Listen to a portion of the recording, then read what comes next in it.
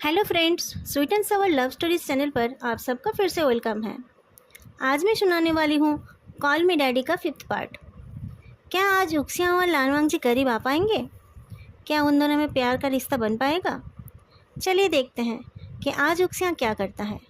मुझे उम्मीद है कि आप लोगों को आज का ये पार्ट बहुत अच्छा लगेगा। हैप्पी बर्थडे उक्सियाँ, लानवांग जी ने कहा। मेरा बर्थडे एक्चुअली कल है, क्या मैं अभी केक काट लूँ? उक्सियाँ बैग से खाना निकालते हुए पूछता है।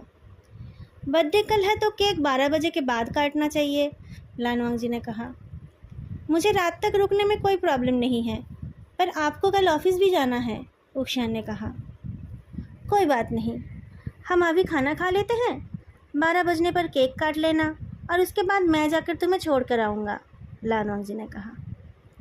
ठीक है, फिर मैं केक को फ्रिज में रख देता हूँ, कहकर उक्सियाँ किचन में चला गया और किचन से डिशेस और 2 ग्लासेस ले आया। मैं 18 का हो रहा हूँ, उक्सियाँ ने एक वाइन का बॉटल निकाल कर टेबल पर रखा। क्या आज मैं आपके साथ?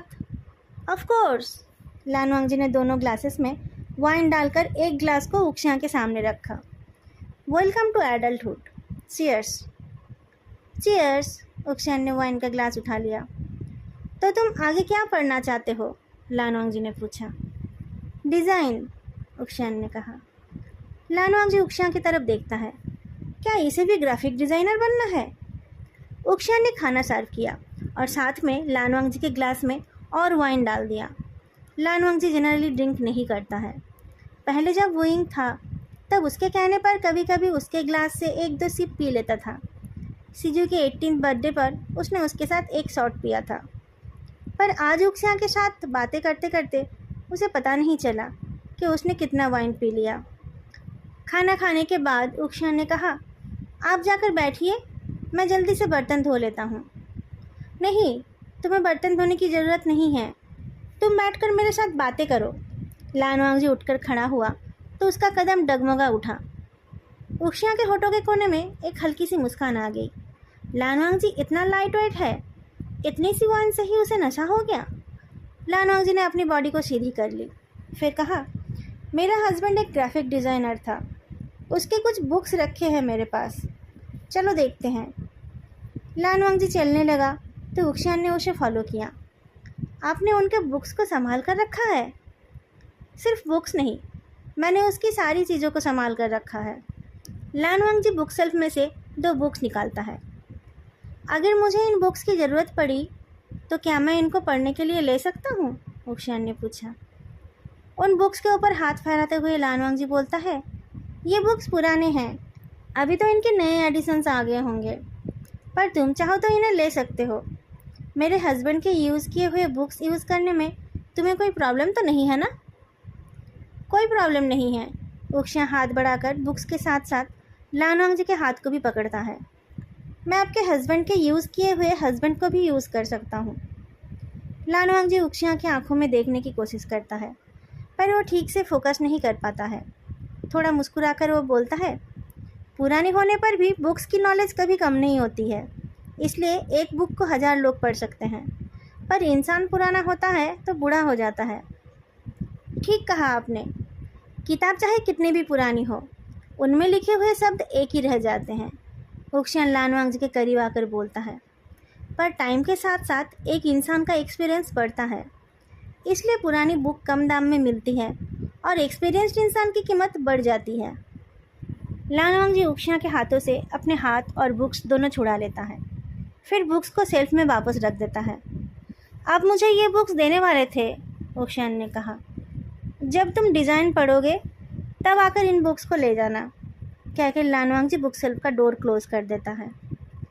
और आपको आज ही ले लूँ? उक्सियाँ लानवांग जी को पीछे से हग करता है।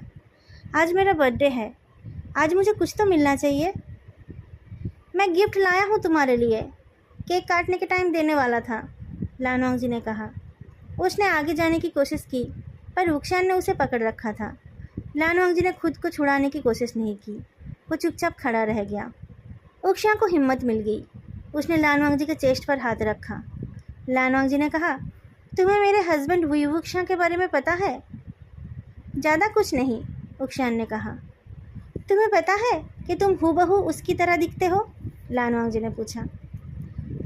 ये पता है, उक्शियान ने कहा। जब भी मैं तुम्हारा चेहरा देखता हूँ मुझे उसकी याद आती है, लानवांग जी ने कहा। उक्शियान को तो इसी बात से प्रॉब्लम है।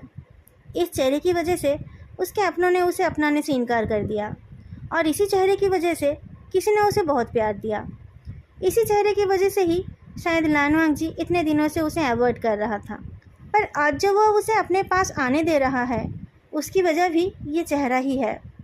वो बिल्कुल वुयिंग की तरह दिखता है। ये जानने के बाद उक्शियान बहुत दुखी था। किसी का रिप्लेसमेंट बनकर जीना उसे पसंद नहीं था। पर 1 साल लानवांग जी से दूर रहकर भी वो उसे भूल नहीं पाया। इस बीच वो कई लोगों के साथ डेट पर जा चुका है, पर उसको उनमें से किसी को भी दोबारा देखने का मन नहीं हुआ। उसने उन सबको रिजेक्ट कर दिया है। पर यह इंसान जो उससे 28 साल बड़ा है, इसको अपने दिल से निकाल नहीं पाया। उसके क्लास के ज़्यादातर लड़के लड़कियों ने ही अपना भी कार्ड खो दिया है, पर वो अभी तक वर्जिन है। पर आज वो इस घर से वर्जिन वापस नहीं जाएगा। उसकी बॉडी इस आदमी को चाहती है तो वो उसे यही आदमी दिलाएगा। उसके लिए उसे जो करना पड़ेगा वो करेगा। सिडक्शन, डिसेप्शन, इम्प्लोरेशन, इंटॉक्सिकेशन, इम्पर्सनेशन, जो जो ज़रूरी है आज वो वही करेगा, पर खाली हाथ वापस नहीं जाएगा। आज लानवांग जी की आंखों में वो अपने लिए चाहत देखना चाहता है। उक्शियान ने सिडक्टिवली कहा, क्या मेरा सिर्फ चेहरा उनके जैसा है? आपको तो ज़्यादा पता है, देखकर बताइए ना मेरा और क्या क्या उनके जैसा है। तुम्हारा ये पीछे से हग करना भी उसके जैसा है, लानवांग जी ने कहा। आपको अच्छा लग रहा है? उक्शियान ने पूछा। लानवांग जी का उसे पता नहीं, पर उसे ये बहुत अच्छा लग रहा है। कितना अच्छा होता अगर उसे हर रोज़ ये मिलता। उक्शियान, तुम्हें मेरी उम्र पता है ना? तुम्हारे आसपास तो कितने यंग लोग होते हैं। तुम्हें उनके साथ टाइम स्पेंड करना चाहिए था। तुम्हें अपना बर्थडे अपने दोस्तों के साथ सेलिब्रेट करना चाहिए था। मेरे जैसे बोरिंग बुढ़े से तुम्हें क्या मिलेगा? लानवांग जी ने पूछा। आप बुढ़े नहीं हो, आप एक हॉट डैडी हो, उक्शियान ने कहा। लानवांग जी उक्शियान का हाथ पकड़कर उसे अपने सामने लाता है। तुम मुझे डैडी बुलाना चाहते हो? तुम्हारे जनरेशन में ये सब चलता है ना? नहीं, उक्शियान अपनी बॉडी को सिडक्टिवली हिलाता है और लानवांग जी के गले में बाहें डालता है। मुझे शुगर डैडी नहीं चाहिए। लानवांग जी उक्शियान को देखता है। ये सब करने का उसका कोई इरादा नहीं था, पर अपने ऊपर उसका अब कोई कंट्रोल नहीं है। उक्शियान उसे अपनी मर्जी से नचा रहा है। वोइंग भी ऐसा ही करता था। हकीकत में वोइंग जो कुछ भी करता था वही लानवांग जी को सिडक्टिव लगता था। मान लो कि वोइंग को प्यास लगी हो और वो पानी पी रहा हो। उस टाइम उसके दिमाग को सिडक्शन नाम की कोई चीज़ याद ही नहीं है, या फिर उसे बहुत नींद आ रही हो, वो सोना चाहता है, या फिर बहुत भूख लगने पर वो जल्दी जल्दी खाना खा रहा है। लानवांग जी को ये सब सिडक्टिव लगता था। अब जब ये उक्शियान सच में उसे सिड्यूस कर रहा है, तब लानवांग जी का बच पाना बहुत ही मुश्किल है। वो खुद को बचा पाता अगर वो ड्रंक ना होता। उक्शियान को समझ आने लगा है कि लानवांग जी इस वक्त उसके कंट्रोल में है। फिर भी वो कोई गलती नहीं करना चाहता है। आज वो लानवांग जी को पाकर ही दम लेगा। लानवांग जी ने उक्शियान का कमर पकड़ा। उक्शियान की बॉडी उसकी बॉडी से लिपटी हुई है और लानवांग जी के दिल की धड़कनें बहुत तेज़ हो गई है। तो क्या चाहते हो तुम? लानवांग जी ने पूछा। क्या हम थोड़ी देर डांस कर सकते हैं टू सेलिब्रेट माई एडल्टहुड? उक्शियान ने पूछा। कर सकते हैं, लानवांग जी ने जवाब दिया। उक्शियान ने अपने फ़ोन से एक स्लो रोमांटिक म्यूज़िक चला दिया और फिर दोनों डांस करने लगे। लानवांग जी की बॉडी में ऑलरेडी चाहत की आग लग चुकी थी। उक्शियान की बॉडी का मूवमेंट उस आग को हवा दे रही थी। जब लानवांग जी अपना कंट्रोल खोने ही वाला था, तब उक्शियान ने कहा, 12 बज गए हैं, चलिए केक काट लेते हैं। लानवांग जी उक्शियान को छोड़ देता है। उक्शियान फ्रिज से केक निकाल कर लाता है और बोलता है, आप मेरे लिए कुछ गिफ्ट लाए थे। हाँ, मुझे पता नहीं है कि तुम्हें क्या अच्छा लगेगा, इसलिए मैं ये ले आया। लानवांग जी ने एक परफ्यूम निकाला। उक्शियान परफ्यूम को अच्छे से देखता है, फिर पूछता है, क्या आपके हस्बैंड को यह परफ्यूम पसंद था? लानवांग जी ने कहा, तुम्हें ये पसंद नहीं है तो मैं तुम्हें कुछ और ख़रीद कर दूंगा। मुझे पसंद है, उक्शियान ने कहा, क्या मैं इसे यूज़ कर सकता हूँ? लानवांग जी ने हाँ कहा तो उक्सियान ने उस परफ्यूम को अपने गर्दन पर स्प्रे किया। केक काटने के बाद उक्सियान ने पहला बाइट लानवांग जी को खिलाया। लानवांग जी ने भी उसे केक खिलाया। उक्सियान की बॉडी से अब वो खुशबू आ रही है जो वोइंग के बॉडी से आती थी। केक खिलाने के बाद लानवांग जी ने अपनी उंगलियों में लगा क्रीम उक्सियान के गाल में लगा दिया। फिर उसने उक्सियान के फेस को अपने हथेली में लिया। उक्सियान की आंखें ऑटोमेटिकली बंद हो गई। उक्सियान की बॉडी की खुशबू से लानवांग जी का नशा और चढ़ गया। उसे उक्सियान के चेहरे पर बस चाहत दिखने लगा। उसने धीरे से उक्सियान के होठों को अपने होठों में ले लिया। एक पल में लानवांग जी का दिमाग 28 साल पहले की उस शाम में पहुंच गया। उस दिन वोइंग 18 साल का हुआ था। केक कट जाने के बाद लानवांग जी ने उक्सियान के फेस पर क्रीम लगा दिया था और फिर वो चाट कर उस क्रीम को खा रहा था। लानवांग जी के होठों की टच से उक्सियान पागल होने लगा। 1.5 साल पहले जब उसने पहली बार लानवांग जी की फ़ोटो देखी थी तब पता नहीं क्यों उसे उस इंसान पर दिल आ गया था। और फिर 7-8 महीने एक घर में रहना।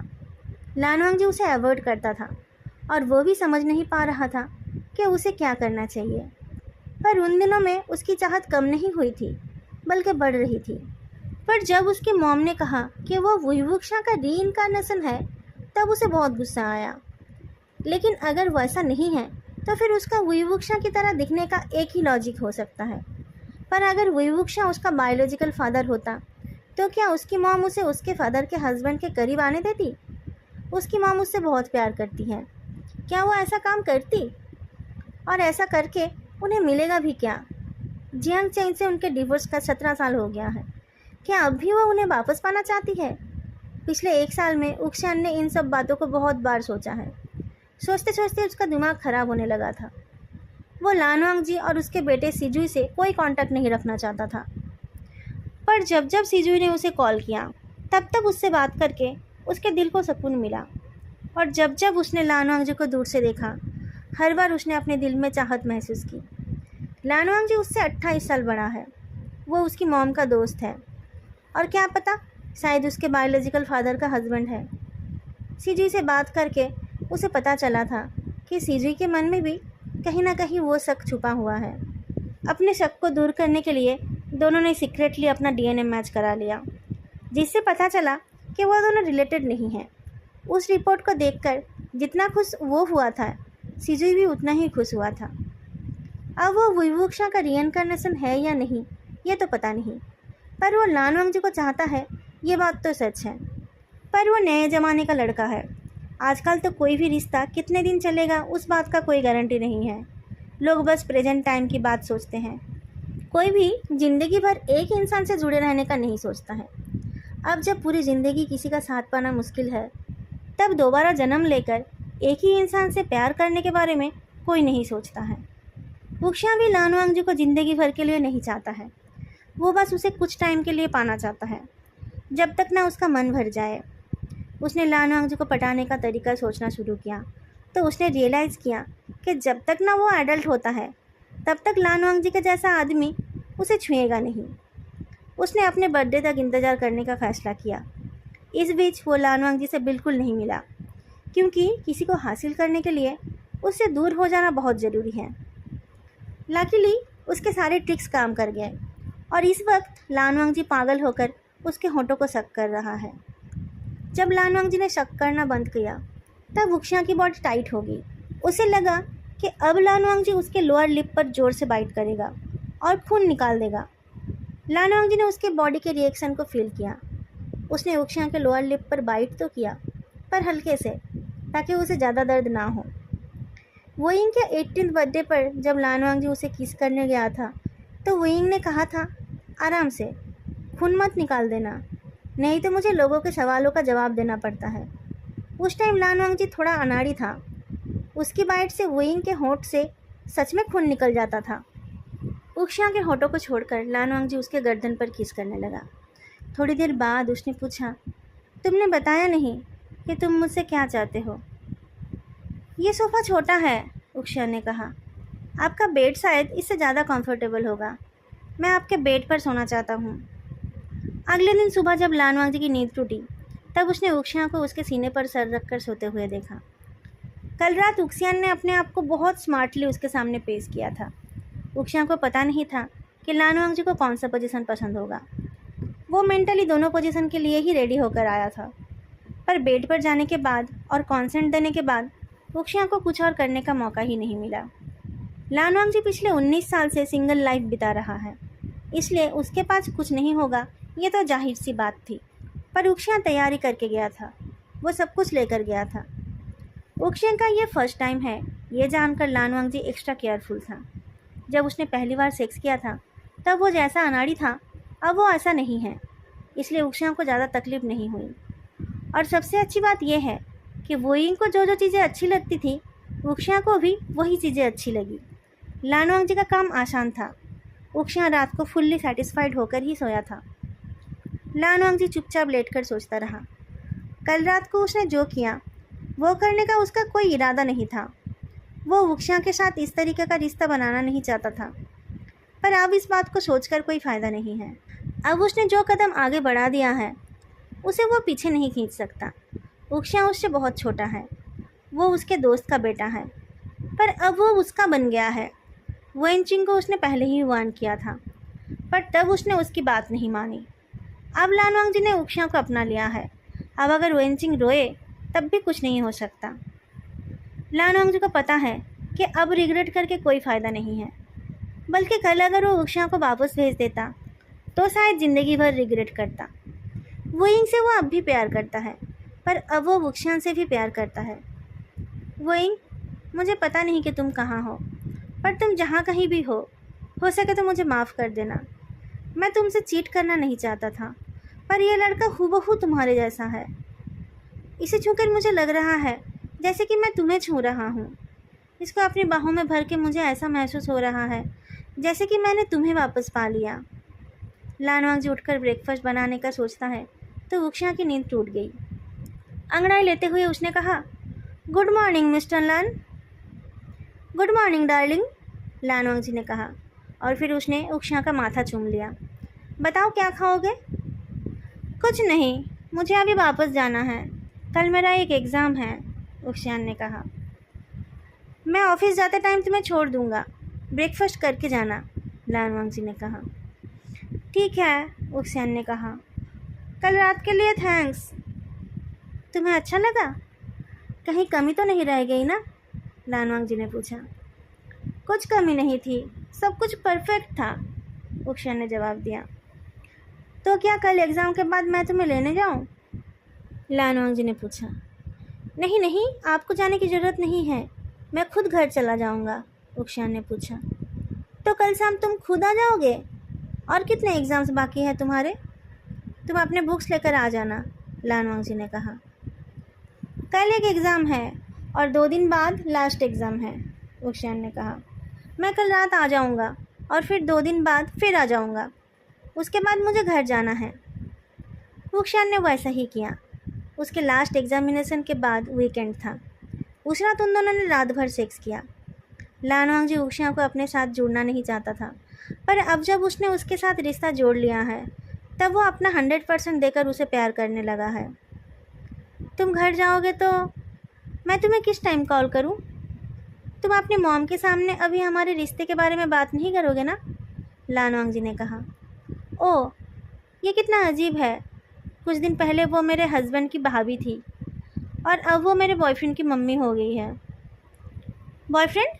कौन आपका बॉयफ्रेंड है? उक्षिया ने पूछा।